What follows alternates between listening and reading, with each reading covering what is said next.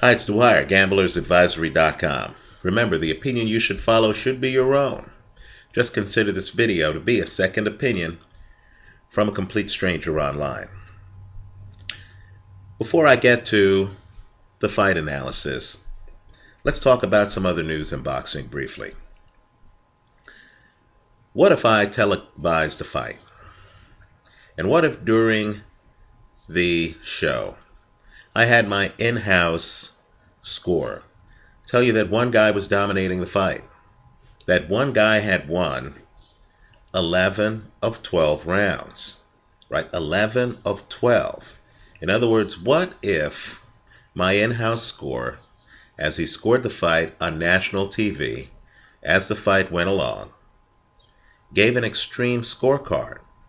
Extreme even by the standards of those who believe that the fighter he picked as the winner was the winner, right? Then, what if after I did so, and after there was a public outcry, what if I then conducted a poll on the same television station asking my viewing public, the same people who heard my score the fight in an extreme fashion, what if I then asked that same viewing public to tell me who won the fight?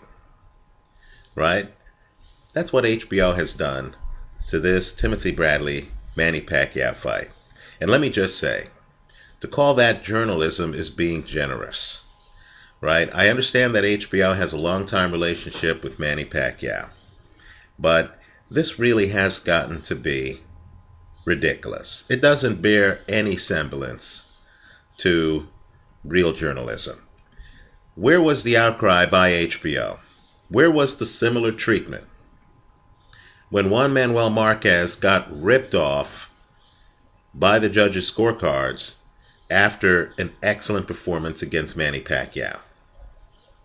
Why is it that it's this fight involving an unbeaten multiple champion who has already not only won a championship overseas, but who has further won a unification match against an unbeaten fighter, and who, right, fighting Manny Pacquiao, doesn't get knocked out, doesn't get knocked down, wins the second half of the fight on all three judges' scorecards, and has several credible journalists, Brian Kenny, Lem Satterfield, Thomas Hauser, believing, Chris Mannix, believing that he won at least 5 rounds of this fight.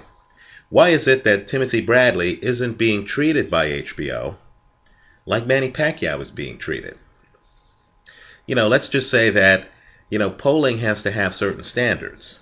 The non-scientific nonsense that HBO hoisted on the public yesterday really can only be described by the word laughable. That's ridiculous. Even if you think Manny Pacquiao won the fight, obviously HBO has been instrumental in pushing that point of view before conducting the poll. I imagine next we're going to have the Republican Party conduct a poll on who they think is leading the presidential race here in the United States, and then, to everyone's shock and amazement, most of the faithful who follow Republican polls will feel that it's Mitt Romney. I mean, that's not journalism. Let's hope HBO gets back to actually announcing and analyzing fights. I would encourage anyone who has not yet seen that Pacquiao-Bradley fight to turn off the volume. You'll be better off for it. Kill the volume, kill HBO's commentary, and just watch the fight with your own 2 eyes. I'll just say this. In my opinion, Manny Pacquiao does absolutely nothing to win the first 2 rounds of the fight. At a minimum, he loses the last 3 rounds of the fight. That's 5 by my math. Understand that all 3 judges had Timothy Bradley winning the 7th round. 2 of the 3 had him winning the 5th round.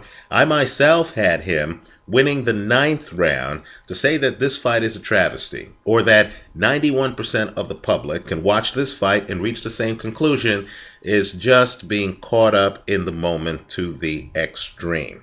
If I'm advising Manny Pacquiao, I tell him, look, You cannot fight Timothy Bradley again, at least not in your next fight, because he owned you in the last few rounds of the first fight, right? If the Pacquiao people want to continue leaving messages on my video telling me that their man won 10, 11, or all 12 rounds of this fight, my only question to you is, which of the last 3 rounds did he win? The 10th, 11th, or 12th? If you can come up with a credible argument with a straight face, you certainly are someone who should be patting yourself on the back, because we all know you're making sandcastles with no sand. Okay, let's get to this fight. You know, Chavez Jr. delivered. If you saw our pre-fight video, I said that Andy Lee would have a problem keeping Chavez Jr. off of him, right? In my opinion, that's exactly what happened, right? Andy Lee was on the clock. Now, before the fight, understand Chavez Jr. was the favorite. As I like to say, one of the sharpest groups in the country, in my opinion, or globally, are the gamblers, right? Gamblers tend to see through smoke. Now, before the fight,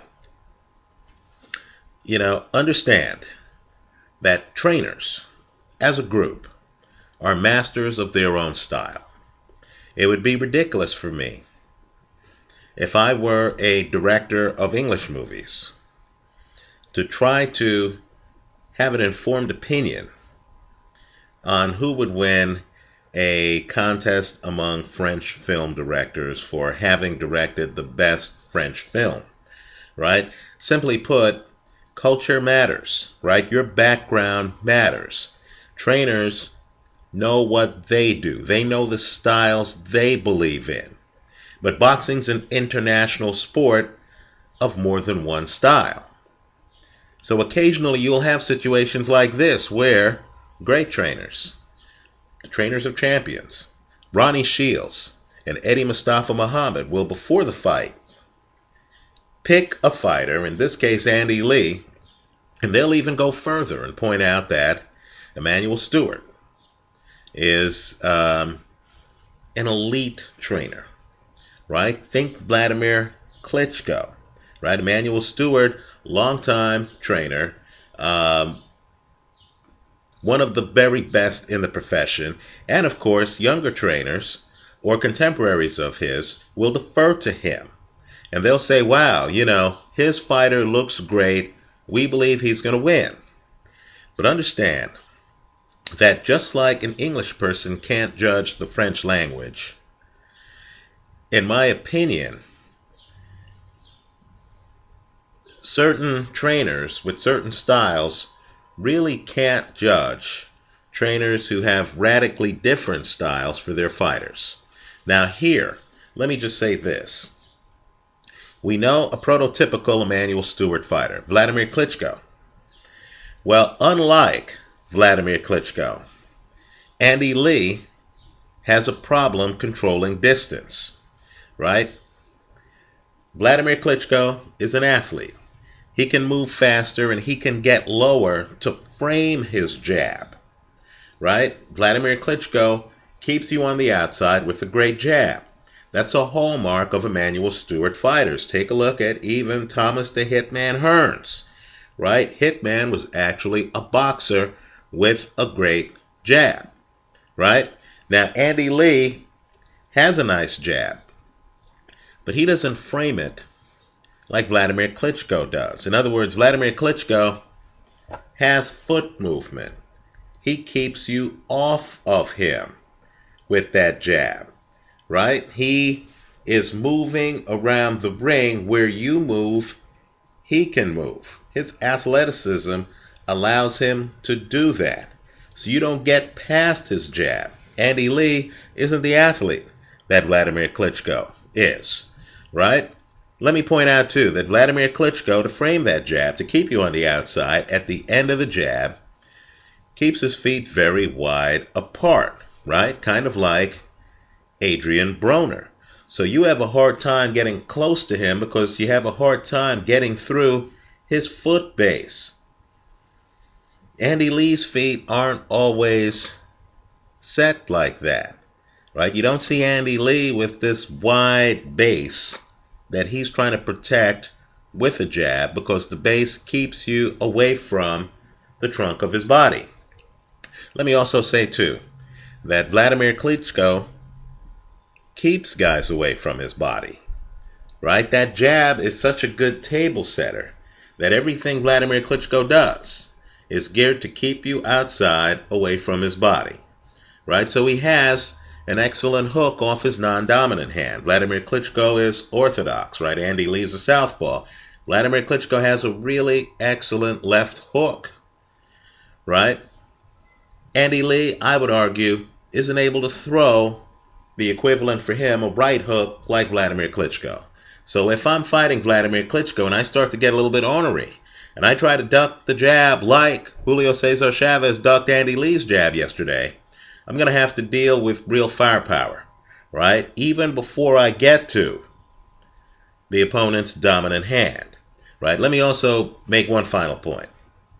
Vladimir Klitschko has the discipline, even when he's fighting a guy who he has had an emotionally involved argument with. He has the discipline to not get caught up in a shootout. So he's fighting David Haye, but he has the poker face in the ring. There's no real communication between the fighters while the fight is taking place, right? Vladimir Klitschko has a blueprint. He's trying to follow that blueprint. Now, I'll say that makes him more rigid than other fighters. A skilled opponent could take advantage of that, but it also gives Vladimir Klitschko a game plan at all times. He doesn't get caught up in shootouts. Andy Lee, on the other hand, in my opinion, tends to get caught up in the personalities. He gets hit with a big shot. He wants to hit the other guy back with a big shot. The other guy makes facial expressions to him and gestures. Andy Lee makes facial expressions and gestures back. Right now, that works for some fighters, Sugar Ray Leonard, whoever, right? Ali. That doesn't work for Andy Lee, because the net result is Andy gets thrown off the game plan laid out for him by the trainer, right? Let me also say this too. Location, location, location. You rarely see Vladimir Klitschko with his back up against the ropes, right? Vladimir Klitschko is religious about keeping himself somewhere in the middle of the ring, right? He doesn't want to be backed up against the ropes. Andy Lee isn't as good at guarding his location. Here against Julio Cesar Chavez Jr., he found himself with his back up against the ropes. He found himself a bit overpowered, right? This fight made it to the 7th round. I believe the under was 9.5. You also had a prop on, this fight not going the distance that was on the board in Vegas. Andy Lee, defensively, not as good, I'm sure, as Emmanuel Stewart would like. Obviously, there's no one to make that statement in public. Andy Lee not as structured as I'm sure Vladimir Klitschko is, right? It showed as this fight went along. From the 5th, 6th, and 7th round, Julio Cesar Chavez Jr. started walking down Andy Lee. Right now, let's shift gears. So right now, people are looking at the Antonio Margarito, Sergio Martinez fight, where Martinez gets walked down by Margarito, right? And they're looking at Martinez's last performance against Matthew Macklin, where he had problems early in the fight. He was behind on the judges' scorecards early in the fight. They're realizing that in terms of pressure fighting, Julio Cesar Chavez Jr. is an excellent pressure fighter who actually has an inside game. He just walked down Andy Lee. Can he walk down Sergio Martinez? Let's go one step further. Some big trainers in the sport. Jeff Mayweather has criticized Sergio Martinez's style, saying that it's a whack style, right? Apparently, Sergio Martinez's style is not popular in the trainer community. Well, let me just say this. I believe Sergio Martinez is one step up from Andy Lee. I think it's a mistake to think that Chavez Jr. can beat Sergio Martinez. If that fight goes forward, I'm taking Sergio Martinez in that fight. Let me just say, too, that just like an Englishman can't judge the French language, I don't believe that the Jeff Mayweathers of the world, and I'm not saying Jeff is anything other than a great trainer, but I don't believe the Jeff Mayweathers of the world can judge the work of Gabriel Sarmiento, Sergio Martinez's trainer, an excellent trainer who, like Adam Booth with David Haye, has developed a unique style that fits his fighter to a T, that quite frankly, in my opinion, many other trainers accustomed to different styles don't understand and are unprepared for. Julio Cesar Chavez Jr. was able to time what Andy Lee was doing so he could move in between Andy Lee's punches. He could get inside. He likes to have you in front of him, right? If you're slick, if you can move and hit and turn him, Chavez Jr. is in trouble. Take a look at the first fight between Chavez Jr. and Carlos Molina. A fight, in my opinion, Molina clearly won. Right? Forget the scoring. Right? Chavez Jr. unfortunately has a problem when you are deceptive and you're not there to get hit. Right? He wants you right in front of him. He wants to walk you down. He wants to pin you on the ropes.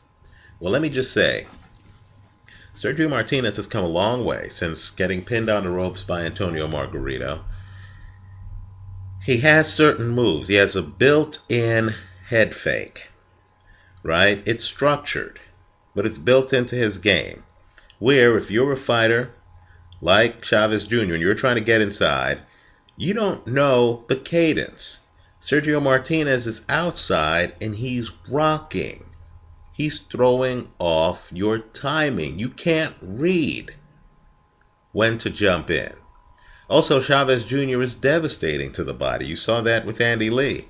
It's very hard to hit Martinez to the body because Martinez bends at the waist. Understand, the fact that Martinez has his hands down is inconsequential most of the time because he's already set up the defensive construct where he's too far away from you to get hit while his hands are down, right?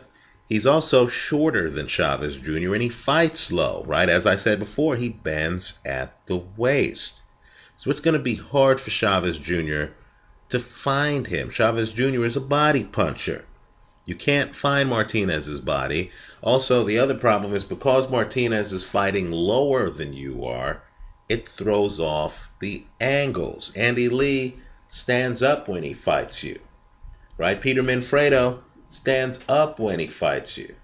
I'm not sure if Chavez Jr. will be able to deliver the kind of punishment that he's accustomed to deliver when a guy is bent over and the guy is moving his head and throwing off the cadence. Let me go one step further. The reason why the head movement is such a jaw dropper for an opponent like Chavez Jr. is because Martinez hits hard. He's a knockout puncher. Zinzurich, knocked out. Matthew Macklin, knocked out. Darren Barker, knocked out. These are recent fights, right? There's danger involved in figuring out when to jump in on Sergio Martinez. Because if you lose attention, Martinez will come down the pike with a straight left hand and take you out. Kermit Cintron knocked down when Martinez fought him. Cintron got up, one of the wilder finishes in boxing. But the point is, Martinez can literally drop you, right, with one shot. He actually has one-punch knockout power. And he's that rare fighter who doesn't telegraph his punches. If you look on film, it looks like he's just catching guys flush. Big-time accuracy. I would argue that the real hole in Martinez's game isn't the fear of being walked down like he was walked down by Antonio Margarito, but it's actually the fear that a fighter fights him on his back foot. Right? Martinez, ironically, wants you to beat Paul Williams.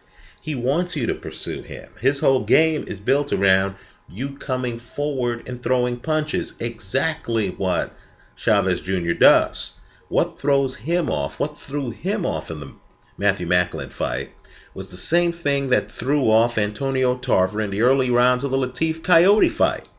Macklin, a mid-range hooker, came in on his back foot, forced Martinez to come forward. Sergio didn't know what to do.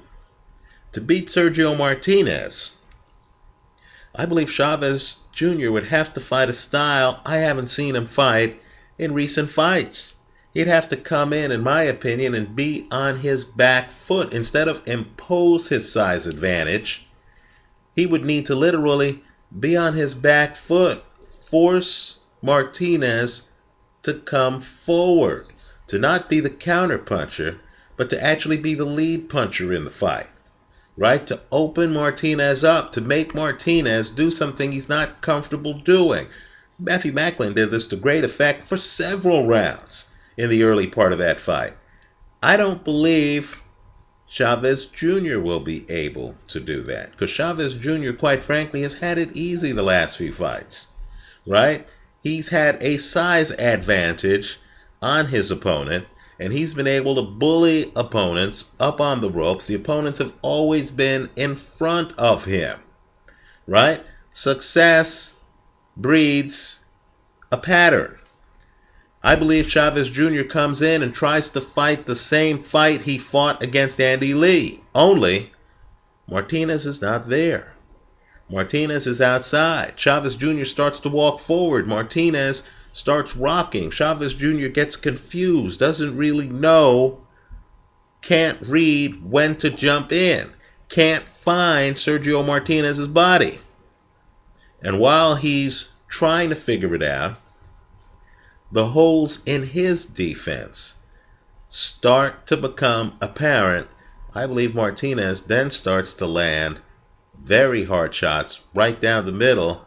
I like Martinez in that matchup. I think Martinez would even have a shot at a stoppage. I think Sergio Martinez, as highly rated as he is, might be a bit underrated even now, right? I like Sergio Martinez. Here, let's see today's date. On June the 17th, 2012, months before a possible matchup between the two of them, I like Sergio Martinez over Julio Cesar Chavez Jr. Let's hope Chavez Jr., who made weight yesterday, is willing to stick around the middleweight division to fight the biggest name in the division, Sergio Martinez. This is not to suggest that Sergio Martinez is unbeatable. Far from it. I think that Dmitry Pirog would give him an interesting fight. We'll make a video about that fight if it ever happens. Also, Gennady Golovkin seems to me to be underrated, right? But I will say this, Martinez is an advanced fighter, and I believe that Chavez Jr. would find him to be much harder to fight than Andy Lee. Chavez Jr. delivered for us yesterday. I would expect Sergio Martinez to deliver if he were to fight Chavez Jr. within, let's say, the next 6 months. Anytime, in fact, in this calendar year, 2012. Let me know what you think. Leave your comments for me here online. Visit us at gamblersadvisory.com and theboxinggame.blogspot.com, where we discuss outside the ring issues. Thanks for watching.